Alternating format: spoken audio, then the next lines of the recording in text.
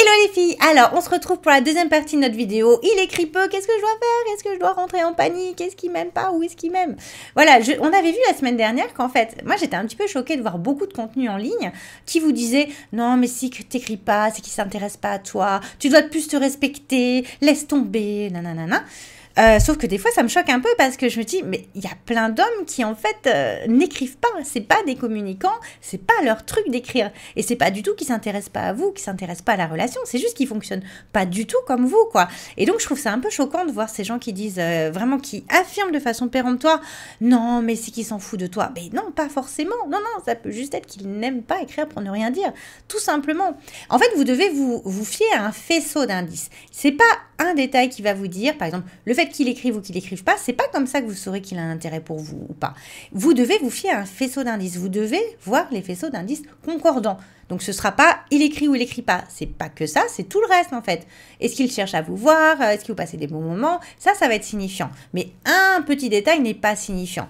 Donc moi je vois vraiment mes coachés se prendre la tête au sujet du fait qu'il va pas écrire la journée par exemple, alors que c'est pas si important et on devrait s'enlever cette charge sur les épaules de se dire il m'écrit pas donc il ne m'aime pas. Ça n'a aucun rapport en réalité. Donc voilà, j'espère déjà je vous ai bien rassuré dans la vidéo de la semaine dernière. Donc si vous ne l'avez pas vue, ne vous inquiétez pas, je mets le lien dans la description ci-dessous, vous pourrez la retrouver. Et là on va aller encore plus loin, c'est qu'il y a deux autres raisons pour lesquelles un homme il peut vous écrire peu. Et la première, enfin, du coup la troisième, c'est que vous allez vous positionner mal dans la relation et vous allez rendre votre homme passif de façon mécanique. Et alors, ce sujet, il est vraiment très subtil. Alors, je ne vais pas forcément beaucoup détaillé parce que j'ai déjà fait toute une formation là-dessus. Donc là, vous avez tout en détail, vous avez toutes les solutions pour remédier à tout ça. Elle s'appelle d'indécis à investir. Alors là, pareil, je vous mets le lien dans la description ci-dessous. Vraiment, n'hésitez pas à aller la voir. Et je ne sais pas si vous vous souvenez de ce qu'on a parlé, enfin si vous avez vu la vidéo de la semaine dernière. Et du coup, on avait vu qu'effectivement, les hommes, ils ne se comportaient pas du tout comme nous. Et que parfois, ils n'avaient pas les mêmes besoins et qu'ils n'avaient pas forcément autant besoin d'écrire que nous. Et que des fois, ils n'écrivaient pas juste parce qu'ils n'aiment pas écrire pour ne rien dire, tout simplement. Et en fait... le problème, c'est que c'est nous qui allions prendre l'initiative à chaque fois de leur écrire, de leur réécrire, de leur réécrire. Parce que nous, ça va paraître normal d'avoir une présence continue de cet homme. Donc, quand on ne le voit pas, on va prolonger cette présence par écrit, tout simplement. Sauf que je vous ai dit la semaine dernière à quel point c'était une erreur. Et en fait, là, qu'est-ce qui se passe? C'est qu'on est trop dans l'action. Mais quand on est trop dans l'action, on va obtenir en face de nous un homme qui va être au contraire passif. Et si vous prenez tout le temps des initiatives, lui, il ne va carrément plus éprouver le besoin d'en prendre. Or, le problème, c'est qu'un homme, il va se sentir bien, il va se sentir épanoui dans la relation quand il est dans l'action, justement. Alors, me demandez pas pourquoi. C'est comme ça que ça se passe. Voilà. En fait, en gros, c'est quand nous on appelle ça quand il est dans son énergie masculine en fait. Bon, ça vaut ce que ça vaut, mais effectivement, ça marche bien, ça explique bien en fait. Moi, je trouve que c'est une belle image en tout cas. Ça aide bien à comprendre, voilà, l'homme qui est dans l'action, il va faire les choses, il va faire la cour à une femme, il va courtiser. Alors que nous, on va se sentir bien justement quand on va recevoir ces marques d'intention. Donc on se sent bien quand c'est lui qui prend plus d'initiative parce que voilà, on reste dans notre énergie féminine et on se sent bien comme ça quand on est courtisé, au contraire.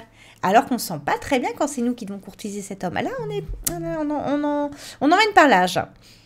Alors, il ne s'agit pas de cesser de prendre des initiatives. C'est pas du tout ce que je veux dire. Parfois, elles vont être importantes, ces initiatives, parce que ça veut dire que vous impliquez dans la relation, tout simplement, c'est normal.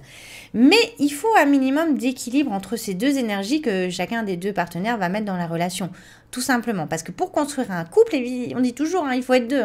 Donc, si personne ne met de l'énergie ou s'il n'y a qu'une seule des deux personnes qui met de l'énergie, ça ne va pas du tout. Il faut absolument qu'il y ait un équilibre. Effectivement, si vous lui coupez tout le temps l'herbe sous le pied, il ne fera plus rien. C'est mécanique en fait. C'est comme ça que les hommes réagissent au fait que nous, on prend trop d'initiative. Donc s'il n'est plus dans l'action, il ne prendra plus aucun plaisir dans la relation et c'est là qu'il va rompre effectivement. Et je vous invite à voir dans ma formation, il y a plein de petites techniques, mais en fait, vraiment bêtes. On n'y pense pas comme ça, mais elles sont hyper efficaces. C'est juste incroyable. Et ça nous aide à le mettre à nouveau dans l'action et à le faire s'investir à nouveau. Et vraiment, comme je vous dis toujours, c'est pas en agissant sur lui que vous allez faire ça, c'est en agissant sur vous. C'est vous qui allez changer votre positionnement et lui, mécaniquement, va changer le sien derrière. Enfin, c'est pour ça que je dis c'est un peu magique, mais c'est hyper efficace. Et finalement, quand on apprend ça, on se dit, mais évidemment. Et voilà, je remets le lien vers ma formation dans la description. Donc, n'hésitez pas à aller regarder jeter un petit coup d'œil. Et je voulais aussi insister sur un autre petit point. Alors, ça paraît bête comme ça, mais je veux quand même insister sur le fait que les messages écrits, c'est du virtuel. C'est pas la réalité, c'est du virtuel. Et moi, j'ai pu constater, vraiment de façon assez empirique, mais tout au long de ma pratique du love coaching, que en fait, tout ce qui se passe dans le virtuel n'existe pas pour la relation amoureuse. Ça n'aide pas à construire les sentiments, ça n'aide pas à construire la relation. En fait, c'est que du vent. En vrai, c'est ça, c'est du virtuel. C'est que du vent. Ça n'aide pas du tout dans la base, dans la construction, la fondation de la relation. Me demandez pas pourquoi là encore, mais vraiment j'ai remarqué. Et moi j'ai entendu des histoires absolument délirantes d'hommes qui vont écrire toute la journée à une femme pendant des mois et des mois, mais en fait qu'ils ignorent complètement quand ils la voient en vrai parce que ils ont complètement idéalisé cette personne. C'est plus la même personne. Ils ont complètement dissocié la vraie personne, la personne réelle de la personne virtuelle. Donc ils savent même plus qui est qui et du coup voilà, ça n'a rien construit du tout. Ça a juste construit une relation imaginaire et c'est tout.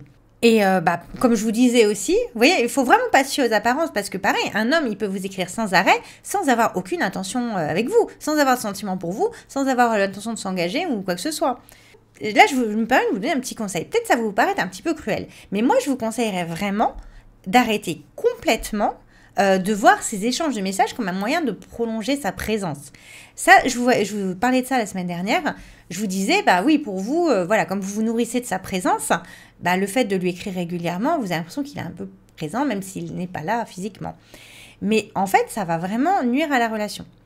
Alors déjà, d'une part, vous lui laissez pas le temps et l'espace d'éprouver du manque. On a vu la semaine dernière à quel point il allait construire ses sentiments dans le manque quand il ne vous voit pas. Ensuite, vous allez un peu écrire pour ne rien dire, je suis désolée. Et donc, ce que vous allez dire aura peu d'intérêt. Et donc, pareil, là, on est en début de relation. C'est pas, voilà, vous n'êtes pas encore intime, vous vivez pas encore ensemble. Donc, il faut quand même mettre un petit peu plus de pétillant dans la relation. Et donc, si vous dites que des choses qui n'ont rien d'intéressant, comment vous voulez qu'il vous considère comme la femme de sa vie, sa femme idéale, quoi. Et encore, troisième point, ça peut être tout simplement parce que en fait, dans les premiers mois de la relation, vous êtes en train de construire une intimité.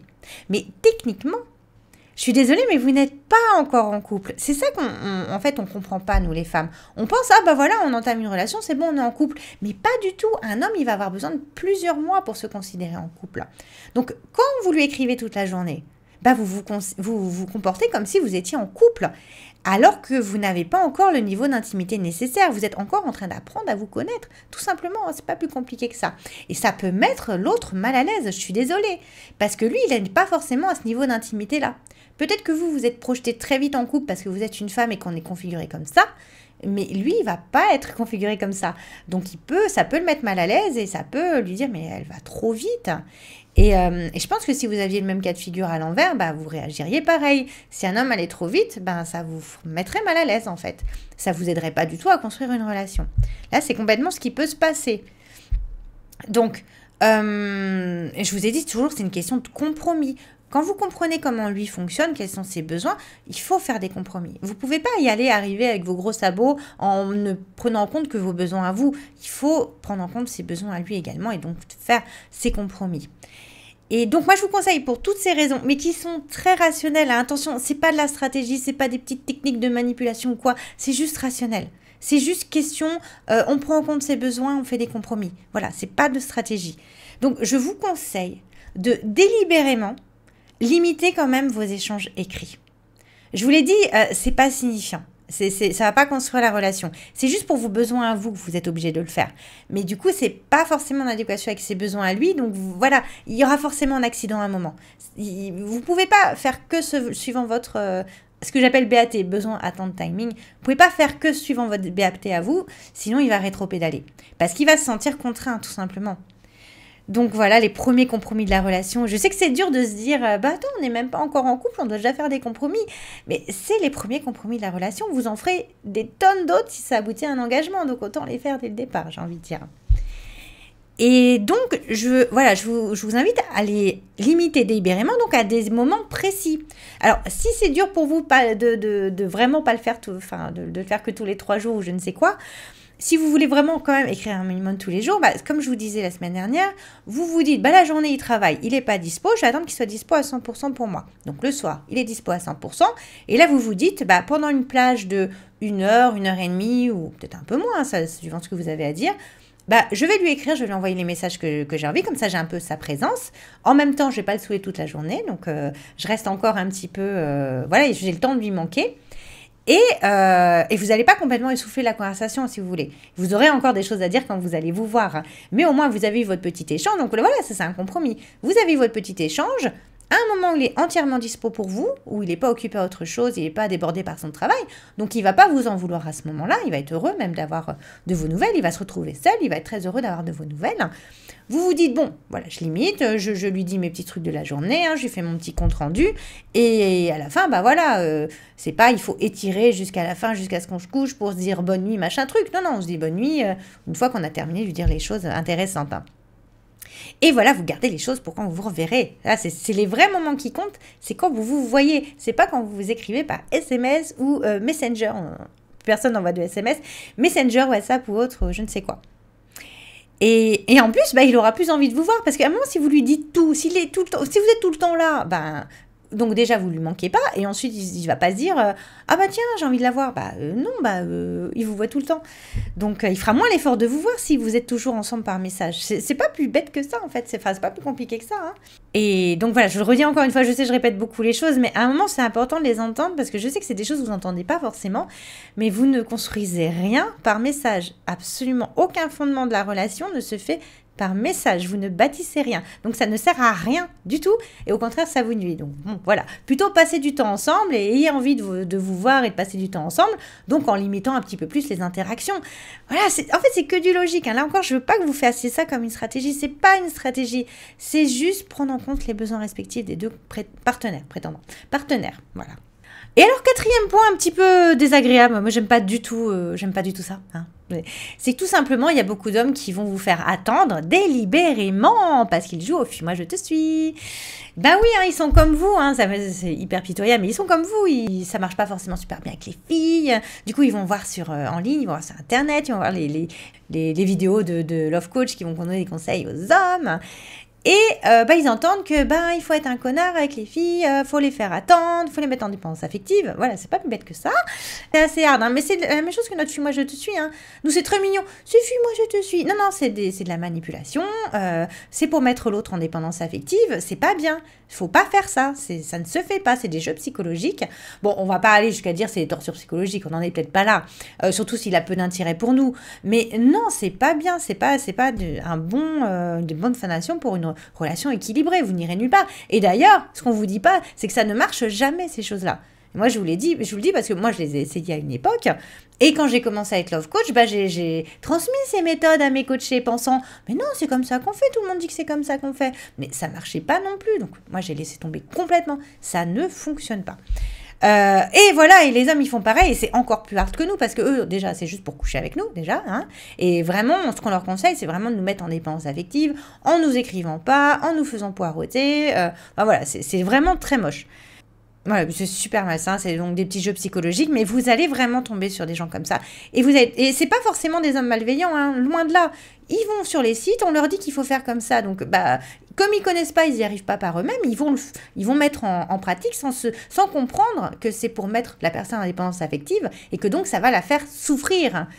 Il n'en a aucune idée parce que ça, ils le disent pas hein, dans leurs conseils. Ils disent juste, tiens, regarde, tu vas voir, ça va marcher. Bah oui, ça va marcher parce que ça va faire souffrir la femme. Donc effectivement, quand elle va souffrir, elle va développer c'est même pas des sentiments, c'est quelque chose de très artificiel. Donc ce ne sera jamais des sentiments en plus. Mais voilà, elle va s'intéresser à toi, elle va coucher avec toi. Voilà, bon, bref.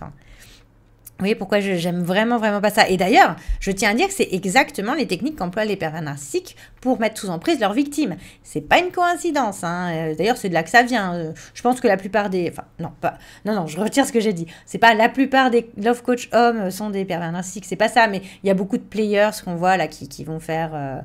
Voilà, tous les conseils qu'on voyait il y a quelques années, la plupart, effectivement, c'est des hommes qui sont des pervers narcissiques, donc effectivement, ils savent très bien faire.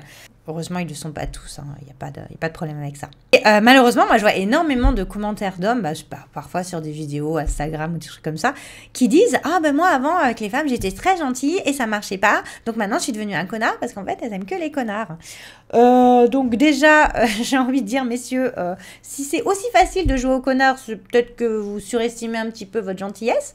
Déjà, hein. Et ensuite, c'est pas que les femmes aiment les connards, hein, c'est juste qu'on se fait avoir par les connards.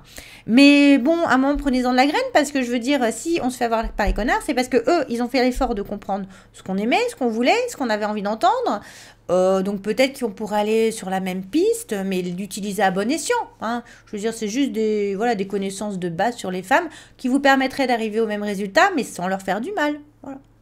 Je dis ça, je dis rien. Hein. Bon, bref. Voilà. Bon, on a fait un petit peu le tour. Voilà, je vous redis un petit peu donc les 4 raisons pour lesquelles un homme peut ne pas vous écrire. Donc effectivement, oui, peut-être est-ce qu'il s'en tape de vous complètement et que vous n'êtes qu'une relation sex-friend et que en fait il en fréquente d'autres même. Enfin voilà, bon bref, le cauchemar. Mais pas forcément. Ça peut être aussi... Enfin voilà, un homme peut vous écrire beaucoup sans s'intéresser à vous aussi. Donc voilà, il n'y a aucun lien. Un homme peut vous écrire peu en étant très intéressé. Je sais, ça n'a pas de sens, mais vraiment, c'est un fait, hein, c'est pas logique, c'est pas intuitif, mais oui, ça arrive. Ils ne sont pas tous des bons communicants. Il y en a même qui sont carrément des tâches pour ce qui est de communiquer et qui s'en fichent d'écrire et qui pour eux c'est pas naturel, nanana, ta. Et aussi, un homme, il peut ne plus avoir envie de vous écrire parce que vous lui écrivez trop. Donc voilà, l'autre question. Donc dans ce cas-là, bah bon, ça sent pas très bon, ça veut dire que vous allez un peu dans la mauvaise direction, donc il vaut mieux vous-même rétro-pédaler, essayer de comprendre un petit peu les choses.